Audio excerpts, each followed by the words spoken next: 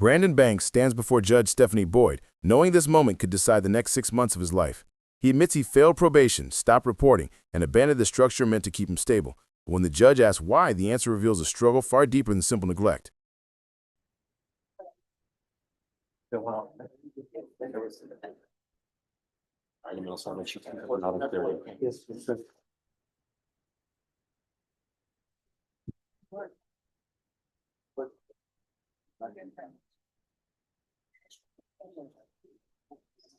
All right, court is calling 2024 CR 009-618 State versus Brandon Lynn Banks. Can I have parties announced for the record? Lauren Espinoza for the state. Matt Stolhasky for Mr. Banks. And are you Mr. Banks? Yes, ma'am, I am. Did you review the document entitled Motion to Revoke Community Supervision with your attorney? Yes, ma'am, I did. Did you understand it? Yes, ma'am, I did. Are you the same Brandon Lynn Banks who was placed on community supervision in 2024 CR 009-618 for the offense of evading arrest detention with previous conviction on April 8, 2025 for a term of 3 years? Is that you? Yes, ma'am, yes. All right, state. Violated condition number 4 in Bear County, Texas. The defendant Brandon Lynn Banks did then and there fail to report to the supervision officer as directed for the months of June and July 2025 in violation of condition number 4. How do you plead to that? True or not true? It's true. State will waive the remaining. Any objection? No, ma'am. And then Your Honor, state would pass, or I guess the agreement between. Oh, just 1 second. All right, no problem. Did you understand by pleading true to violation of condition number 4, the court could find it true, grant the motion, and sentence you up to 2 years in the state jail facility? Yes, ma'am, I do. And let me see if there's no fine. Knowing that, do you still wish to plead true to violation of condition number 4? Yes, ma'am, I do. Court will find violation of condition number 4 true. Is there a proposed agreement? Yes, Judge, the proposed agreement is to deny state's motion, continue on probation, alter and amend to include bi-weekly reporting, IO, and mixed supervision.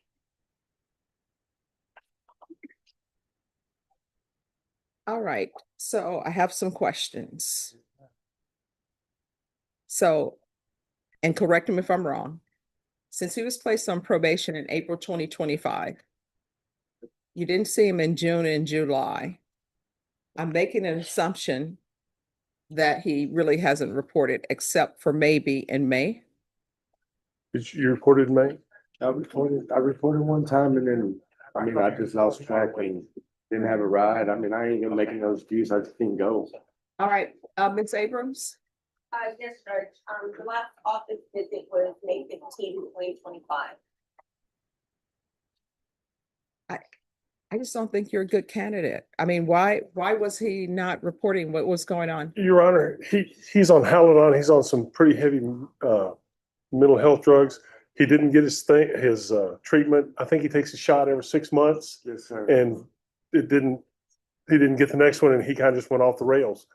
I've met with his wife. She's assured me she can, she can get him back on and make this go right, especially if he's got to report twice a week and on these other extra supervisionary, is that a word? Okay, you know what? A word was not a word till somebody created it, so we'll go with it. With these extra supervisory things that he's got, I think we can get him going down the road in the right direction. Probation, what do you recommend? Judge, that's the recommendation that the state represented to the court is what's on the court summary. All right. I'm going to give you a choice. These are the only 2 choices you have. There are no other choices. Number 1, I can revoke you and I will sentence you to 180 days at the state jail facility. You get credit for any time you served.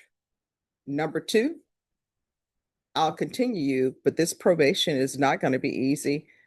Probation, he's going to need a MIC evaluation. The tax evaluation was already done and the MIC evaluation was already completed. I believe those were done before he was released. Okay. And so the TAP recommendation is for intensive outpatient treatment with PUAs and sober support meetings. His attorney explains the truth: untreated mental health, missed medication, and a life slipping off center. The judge listens, weighing punishment against compassion, accountability against survival. Now she must choose: send him to state jail or give him one final chance to save himself. Evaluation, and they can, make towards record. All right. So those are your two choices. I can continue you, or either I will revoke you and sentence you to 180 days in the Bear County Jail. If it were legally possible for me to offer him a 1244, I would, but Yes, ma'am.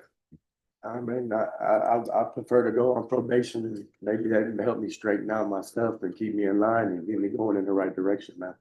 okay. So tell me where have you been? What have you been doing? And then really, I've just been sitting really at my mom's, back and forth to my mom's, and I mean, just trying to pull stuff together and get medication, I guess. I mean, but that's preferably why I want to stay on the probation, so I can go to get my mental health and get my medication, and me and my wife, we finally got a place to live. And Just one second. So states, you can be excused. I'm not going to place him under oath because I'm just trying to figure out what he needs. yes, ma'am, all right, I so- appreciate that. So what's going on with you and your wife? No, it's good. I mean, it just, man, we were struggling out there, you know what I'm saying? And then now we finally found a place to stay, and I mean, I think that probation, though preferably, yeah, I usually would take the 180 days, but that probably wouldn't help me in the end. So I really want the help in the end, man. All right, so are you living with your wife or are you living with your mom? No, I'm living with my wife. Me and my wife live with my brother and well, I guess you say common law wife. Is there just too many people in that household I though? know it's actually just them two and us two, but now No children? no children. My children are with their mom and their grandmothers. All right. So what are we doing with your mental health? How have you been doing with that since you haven't been reporting? What's been going with that? Well, I mean, I mean, I can't. I don't know. I really can't give. I say I'm good. I mean, But I mean, have you been taking your shots or no? well, no, I mean, I ain't had one in probably about 8 months, 9 months. So have they been giving you anything at the jail? No, man. I mean, they asked to see me, and I told them, man, I was good because I mean, I figured I'd be done in Monday, and I probably wouldn't even get it anyway. You know what I'm saying? But I go right over here to that's right here, this little office over here, Mhm. and I mean, the medication it really kind of pushes me off. Maybe I need something a little bit mellower or something. I don't know. Well, here's the thing with the regards to the medications. Nobody will know if there's an issue with medications if you're not taking them Yes, and if ma'am. you don't tell them. Yes, ma'am. I understand that, ma'am. All right, so where you're staying, I can tell you, I require that probation complete field visits, so they're gonna be field visits. Yes, ma'am. All right, so, and probation, there's not a need for an extension, is there? No.